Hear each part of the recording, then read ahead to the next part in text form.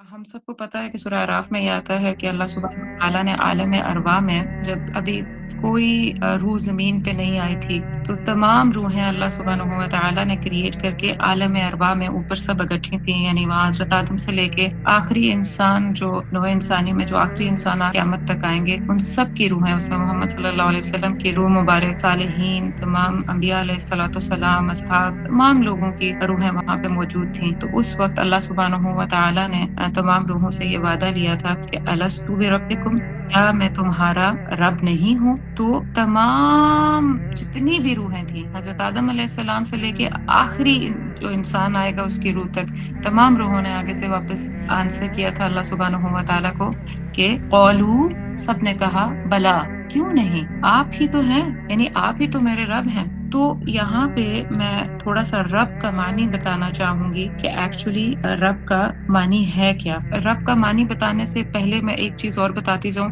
कि जो कुरान की पहली आयत है, जो पहली आयत नाज़िल हुई बिस्मिल्लाहिर्रहमानिर्रहीम सूरह अल-अलक़ की कि इक़रा बिस्मि रब्बिकल्लज़ी ख़लक़, इक़रा बिस्मि रब्बिक। इस पहली आयत में भी रब का नाम आया है। तो आप सल्लल्लाहु अलैहि वसल्लम को कहा गया था कि इक़रा बिस्मि रब्बिकल्लज़ी ख़लक़, वो जिसने आपको तख़लीक़ किया, वो जिसने आपको पैदा किया, जनरल है सबके लिए कि जिसने सबको पैदा किया। तो यहाँ पे भी रब का नाम आ गया और फिर कुरान में तकरीबन 975 दफ़ा के करीब रब का लफ्ज़ इस्तेमाल हुआ है और बार-बार जब आप रब्बना की दुआएं मांगते हैं तब भी आप रब का नाम इस्तेमाल करते हैं और उसके बाद जब आप सजदे में अपना पूरी ताकत, अपनी पूरी जो सबसे इज्जत व अज़मत वाली जगह है, यानी कि हमारी पेशानी जब हम नमाज में सजदे में रखते हैं, अपनी ताकत अपने हाथ सजदे में रखते हैं, अपने पूरा जिस्म अल्लाह के सामने बिछा देते हैं, तो उस वक़्त भी जो कलिमा हम कहते हैं वो क्या कहते हैं? सुब्हान रब्बी आला। रब का नाम वहाँ पे भी है। तो सुब्हान रब्बी आला कि रब तू सबसे आला है। तो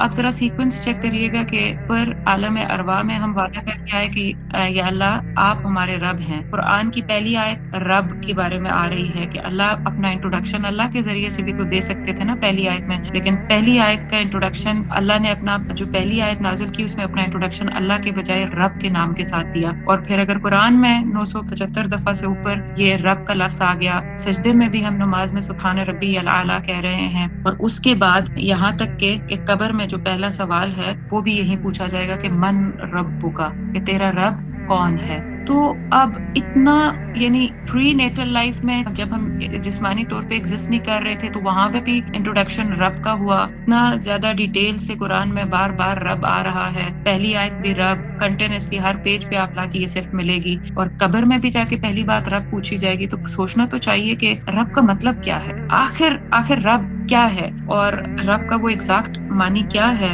जो अल्लाह चाह रहे हैं कि हम जब रूह थे तब भी कैप्चर करें, हमने वही की स्टार्ट किया तब भी, और हर बार उसका सीक्वेंस चलता ही रहता है, वो रिमाइंडर आता ही रहता है रब का। तो रब का मतलब ये है, रब के वैसे बहुत सारे मानी आते हैं।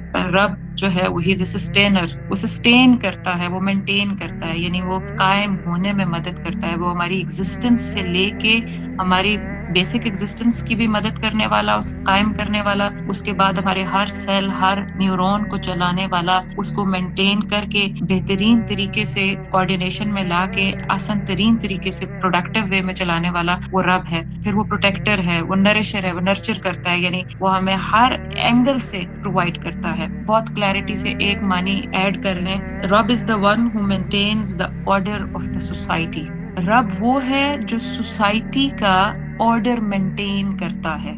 सोसाइटी का ऑर्डर मेंटेन करने से क्या मुराद है, यानी ये वर्ल्ड पूरी अल्लाह के लिए एक सोसाइटी है जहाँ पे लोग हैं और अल्लाह ने एक order, law and order Quran की सूरत में लेजिस्लेट करके हमें दे दिया और थोड़ा करके सैयदी रसूलुल्लाह सल्लल्लाहु अलैहि वसल्लम पे नाज़िल किया कि ये पिछला जितना भी अरब का जो कल्चर था वो, या फिर वहाँ पे जितने भी लोग एलीट क्लास थी जो वहाँ पे लीड कर रही थी और उन्होंने बहुत ज्यादा एक ऑपरेशन वाला माहौल क्रिएट किया हुआ था, उन्होंने बहुत ज्यादा लोगों को दबाया हुआ था, सप्रेस किया हुआ था, अपनी मफाद परस्ती के तहत जिंदगी गुजार रहे थे जो अरब के एलीट क्लास थी। और उन अरब के एलीट क्लास को वहाँ के लोग अरबाब कहते थे कि ये हमारे अरबाब हैं। रब की जमा अरबाब, क्या मतलब है रब की जमा अरबाब? ये मतलब है इसका कि वो जो भी सोसाइटी में रहने के लिए जो कानून या कायदा होगा وہ وہاں کے ایلیٹس بناتے تھے.